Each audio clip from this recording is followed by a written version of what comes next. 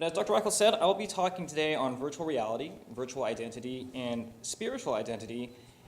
And I'm hoping to share some thoughts and maybe some clarifications, maybe provide a discourse so that we can start thinking about this theologically, because I don't see very much literature that seems to be very clear on how we should go about thinking about this as Christian thinkers, as theologians, as church members. And I was kind of inspired to look at this particular topic because I had a conversation with a pastor earlier this year regarding a church plant, if you would like to call it a plant, that happened in 2016 by this pastor named DJ Soto. And this church plant was called Virtual Reality Church.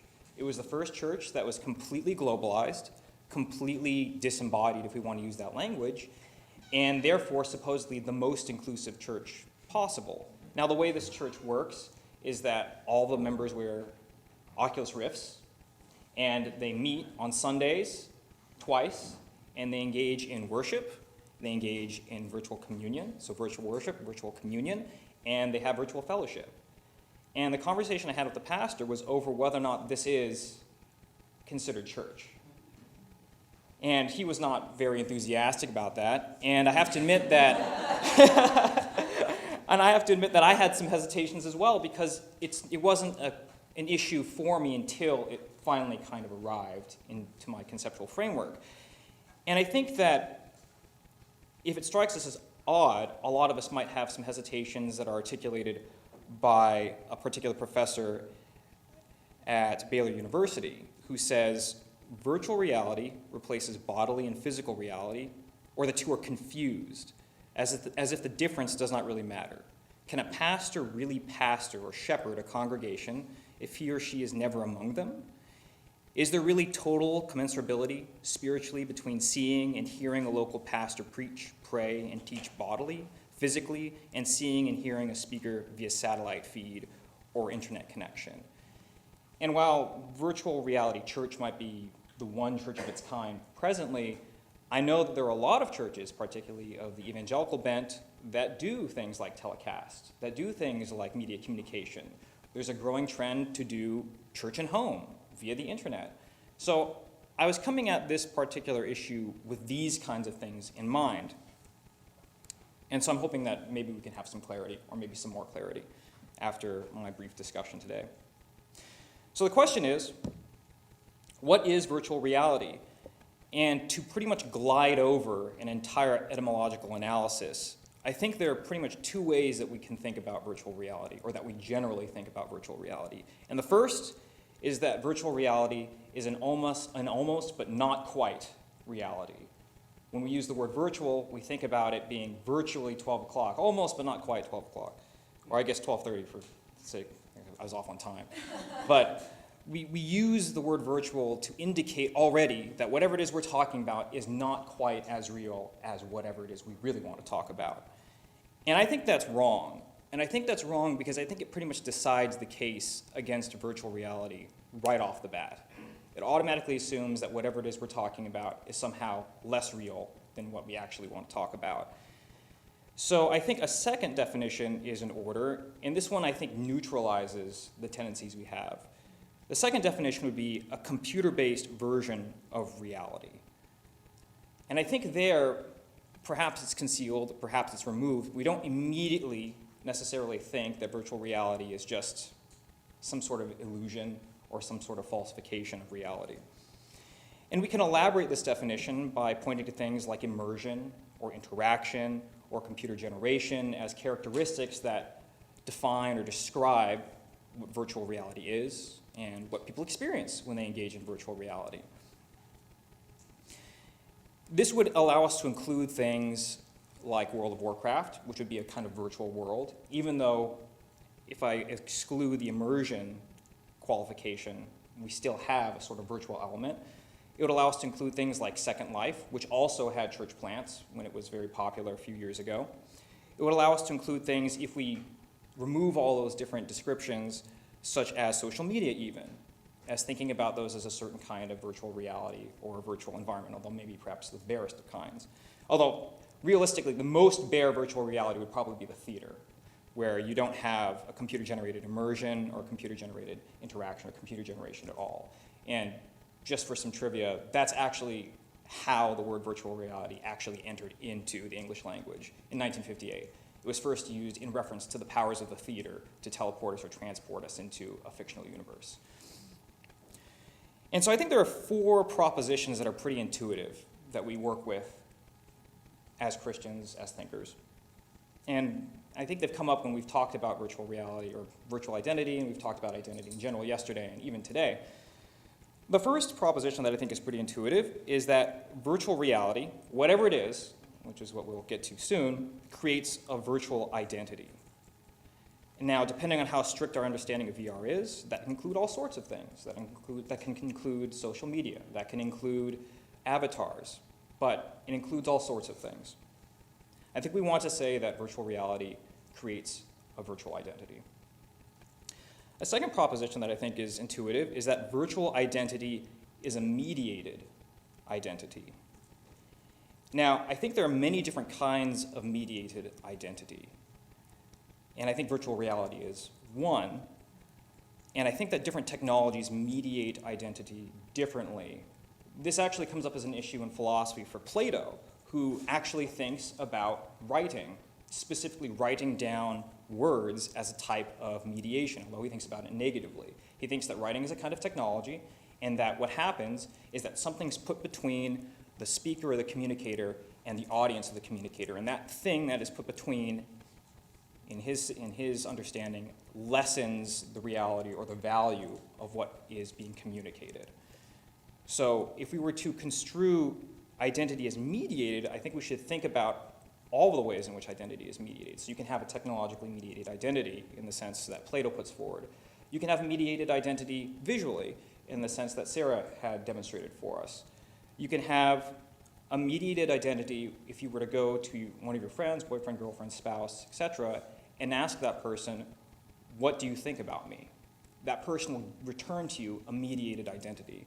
So mediated identity doesn't have to be technological, but it does involve some sort of contingency, some sort of intermediary, some sort of in-between that helps us understand who we are.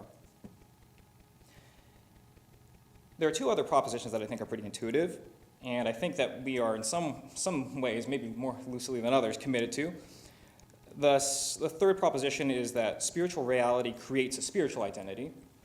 And the fourth is that spiritual identity is a mediated identity as well. And I think that within the Christian faith, we have to accept in some way, shape, or form those 2 propositions in addition to the first 2 that I put forward. So what I think is at stake in our understanding of virtual identity is really our understanding of mediated identity, and then specifically how our understanding of mediated identity relates to our understanding of spiritual identity. That's what I think is really at stake for us, and I think that's hopefully something that we can maybe articulate a little bit better. So the question that we're really trying to answer by looking at virtual reality is mediated identity real identity or fictional identity? And fictional identity can take all sorts of forms, but just whatever you, shooting from the hip, the way you would use those words is mediated identity, real identity, or fictional identity. And I think that in the current philosophical literature surrounding the nature of virtual reality, we can end up with 3 answers, 3 potential answers, if we rely on the resources. And those answers are that mediated identity as instantiated in virtual identity is real identity, that mediated identity as instantiated in virtual identity is fictional identity, or that we have to just toss those categories out altogether. Now, I'm a big fan of the third one, but I'm going to do the work to get us there. I'm not just going to skip. So if we were to say that virtual identity is real identity, we would be drawing upon the work of David Chalmers. And Chalmers is pretty much the stalwart defender of this position.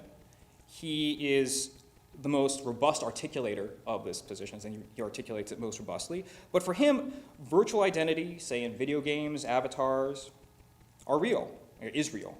Those avatars are real. Virtual reality is real, as are social media profiles, as are data profiles. Your identity is a lot larger than you might think. It's not just what you attend to. It's much larger. For him, virtual objects are digital objects that are grounded in computational processes, which are grounded in physical processes. So at the end of the day, he'll say things like virtual dragons, cats, and castles are real objects. They're just not physical dragons, cats, and castles. So for him, the real includes the virtual, and it includes the physical. That would be the first view. That's how we would try to substantiate a realist virtual identity. We could take the opposite view, which would be a fictionalist understanding, and that would say that virtual identity is fictional. It's not real, as are social media profiles, as are data profiles, as is everything else out there about you that isn't who you are right here, right now. This view is articulated by Neil MacDonald and Nathan Wildman, and they basically insist that virtual objects are not digital objects. They instead maintain that virtual objects are make-believe, although a very complicated form of make-believe, basically gesturing back to the theater, and that the way that we engage in this make-believe is that we're guided by digital objects, such as different features of virtual reality, what would be called features of virtual reality, colors, shapes, sounds, etc. So we're engaged in a very complicated form of make-believe. And of course, there's the other option, none of the above. And I think that we have to assess these positions pretty strictly because I think that these two positions have largely trickled down into popular culture and influence how we go about intuitively thinking about virtual identity and virtual reality. For virtual realism, as articulated by Chalmers, I don't think we can commit to it because it does not allow us to understand spiritual reality as being real. For Chalmers, basically what happens is that virtuality is real in reference to the physical world. He has to establish this physical causation, has to say that because we have this particular physical structure that is transmitted up into the virtual realm, therefore we can say virtual objects are real objects. He, as you might anticipate as an atheist, but he doesn't think that that can be applied to spiritual reality at all. And I think that's problematic for us. So I don't think that we can take a realist understanding of virtual identity on Chalmers' perspective. But what about on MacDonald's perspective? I don't think we want that perspective either, because basically for the same reason, an emphasis on the physical, MacDonald and Wildman pretty much disregard virtual identity as real identity. And they're going to also throw in that bucket spiritual identity. And I don't think as Christians we can be committed to that. So I don't think either of those positions is adequate. And so I propose taking a third option rather than these other two. And this third option would be to dodge what I believe the underlying problem is, and that is that the current philosophical and oftentimes theological discourse about virtual reality and virtual identity is grounded on a metaphysical realism, insisting that virtual reality and virtual identity must correspond in some way to the real world. I think that's problematic. What happens is that the real world, as we understand it, is largely what is accessible to scientific analysis. And it becomes the physical, it becomes the material. So the current philosophical articulations of virtual reality and virtual identity will always exclude spiritual reality and spiritual identity. And so I don't think that's very helpful for us. I think that we want to undo that kind of assumption and kind of broaden our understanding of what is real. And there are different ways of doing this. I think there are two. One of them is to basically be insistent. So rather than toss out metaphysical realism, we'll go ahead and double down.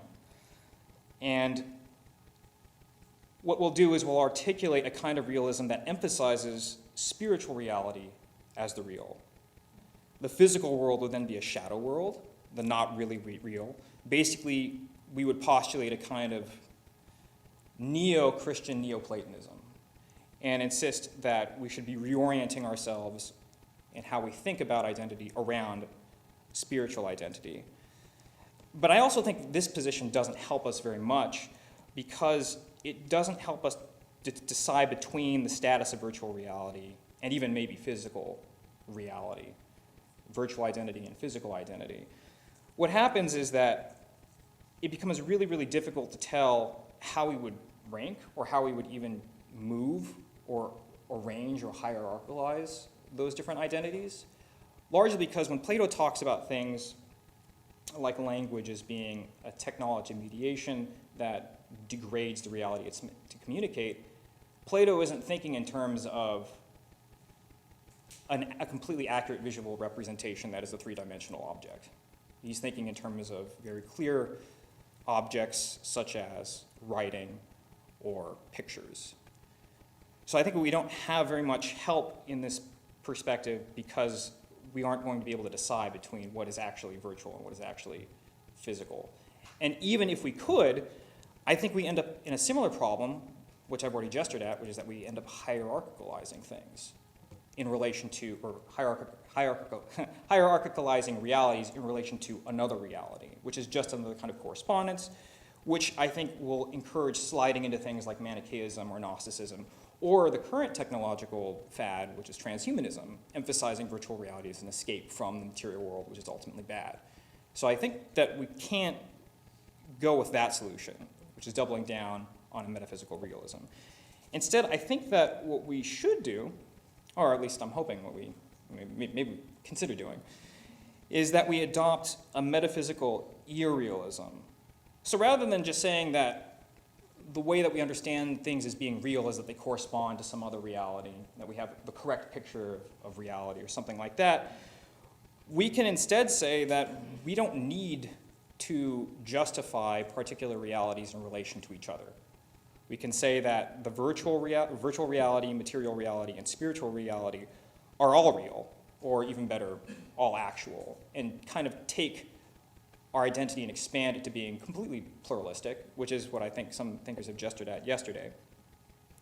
And we can instead appeal to coherence, not correspondence. Virtual identity would thus be an actual identity, and material identity would also be an actual identity, and spiritual identity would be an actual identity. And we could account for the interaction, interrelation of these different identities by using causal coherence or something like that. This is, I guess, giving away my card. If we draw inspiration from Nelson Goodman, virtual reality is real not because it corresponds to the physical world, but because humans make it real. And so virtual identity is that way as well. And spiritual reality is real because God makes it real, and so is spiritual identity as a result of that. And I think that this gives us a stronger set of resources than the other views, because it allows us to talk about spiritual experience in virtual reality and allows us to be able to talk about virtual reality church in a way that I think is more charitable and maybe less denigrative. The huge upshot is that virtual reality and spiritual reality, virtual identity and spiritual identity can overlap, and so we can accommodate spiritual experience in virtual reality and allow for the virtual too to be redeemed, which I think seems to be a big problem that we as Christians struggle with, redeeming technology. So what are we supposed to say about virtual reality church? I would suggest that virtual reality church is an expression of creation, and that it is a ministry that is in the process of redeeming a certain expression of creation, and that we should think about virtual reality and think about virtual identity as sort of a new ministry front. Thank you.